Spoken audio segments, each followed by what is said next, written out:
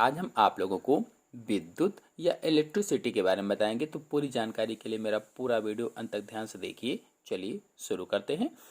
विद्युत ऊर्जा का एक स्रोत है। हमने ऊर्जा के स्रोत वाले वीडियो में बताया था कि हमारे दैनिक जीवन में या रोज के कामों में ऊर्जा का बहुत महत्व है और यह ऊर्जा हमें अलग अलग स्रोतों से मिलती है। जैसे पेट्रोल, डीजल आदि की ऊर्जा से वाहन चलते हैं। ऐसे ही जो पेट्रोलियम होता है, पेट्रोलियम यानी कि जैसे पेट्रोलियम गैस जो होती है एलपीजी, उससे खाना बनाया जाता है।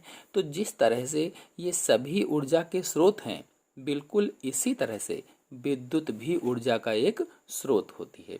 विद्युत का आधुनिक समाज में एक महत्वपूर्ण स्थान है। कहने का मतलब है कि वर्तमान में हम लोग विद्युत युग में जीवन यापन कर रहे हैं। विद्युत के द्वारा हमें ऊष्मा, प्रकाश और शक्ति प्राप्त होती है। किन किन रूपों में प्राप्त होती है? तो विद्युत का उपयोग घरों में प्रकाश करने में, पंखा, एयर कंडीशनर, मिक्सर ग्राइंडर में, रेडियो, टेलीविज़न आदि को चलाने में किया जाता है। तो ये तो घरों की बात हुई। ऐसे ही उद्योगों में अगर देखा जाए तो उद्योगों में विद्युत का प्रयोग मशीनों को, बड़ी छोटी मशीनें होती हैं बहुत सारी, उनको चलाने में, कंप्यूटर को चलाने में किया जाता है। इसी प्रकार से बिजली की ट्रेन चलाने में, रडार चलाने में भी विद्युत का उपयोग किया जाता है। तो ये कुछ उपयोग हैं जो मैंने बताए जहाँ पर विद्युत का उपयोग होता है। इस प्रकार से विद्युत ऊर्जा का एक स्रोत है। चलिए अब विद्युत ऊर्जा के महत्वपूर्ण स्रोतों के बारे में जान लेते हैं।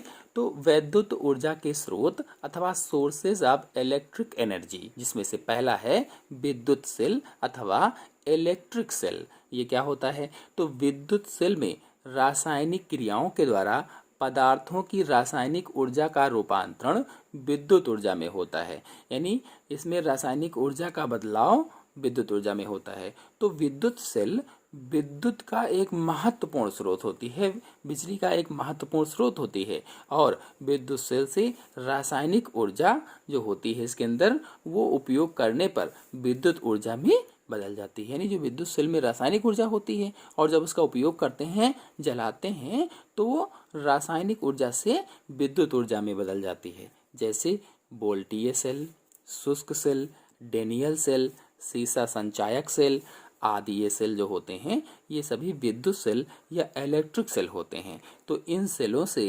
रासायनिक ऊर्जा विद्युत ऊर्जा में बदल जाती है।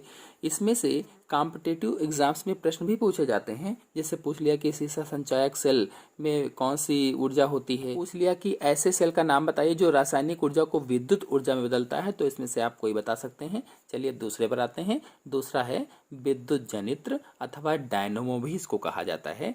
तो जब किसी बंद कुंडली को चुंबकीय क्षेत्र में घुमाया जाता है तो कुंडली के सिरों के बीच विद्युत वाहक बल उत्पन्न हो जाता है। इस प्रकार कुंडली की गतिज ऊर्जा का रूपांतरण विद्युत ऊर्जा में हो जाता है। आपको बताते हैं, विद्युत जनित्र जो है इसे इलेक्ट्रिक जनरेटर भी कहते हैं अथवा डायनमो कहा जाता है। जो इलेक्ट्रिक जनरेटर होते हैं ये ऐसे यंत्र होते हैं जो यांत्रिक ऊर्जा का रूपांतरण विद्युत ऊर्जा में करते हैं। यानी यांत्रिक ऊर्जा को विद्युत ऊर्जा में बदलते हैं अथवा यांत्रिक ऊर्जा विद्युत ऊर्जा में बदल जाती है। और यहाँ से भी क्वेश्चन बनता है कि जैसे पूछ लिया यांत्रिक ऊर्जा से विद्युत ऊर्जा किस यंत्र के द्वारा बदलती है, तो आप क्या बताएंगे? डायनमो के द्वारा या विद्युत जनरेटर के द्वारा। तो प्रकाश विद्युत सेल पर आते हैं। प्रकाश विद्युत सेल यानी फोटो इलेक्ट्रिक सेल, प्रकाश ऊर्जा को विद्युत ऊर्जा में बदलने वाली युक्ति को प्रकाश विद्युत सेल कहते हैं। मतलब इससे प्रकाश ऊर्जा का रूपांतरण विद्युत ऊर्जा में होता है। यानी जो प्रकाश विद्युत सेल है यह क्या करता है? जो प्रकाश ऊर्जा होती है उसको विद्युत ऊर्जा में बदल देता है। इस प्रकार की सेल अंतरिक्ष यानों, कृत्रिम उपग्रहों आदि में सौर बैटरी के रूप में प्रयोग की जाती है। जो सौर बैटरी होती है यानी सूर्य से चार्ज होने वाली जो बैटरी होती है, उसके रूप में इस प्रकार के सेल का प्रयोग करते हैं या प्रकाश विद्युत सेल का प्रयोग करते हैं। अगला है ताप युग्म या थर्मोकपल। तो ताप युग्म की सहायता से ऊष्मीय ऊर्जा का विद्युत ऊर्जा में रूपांतरण होता है।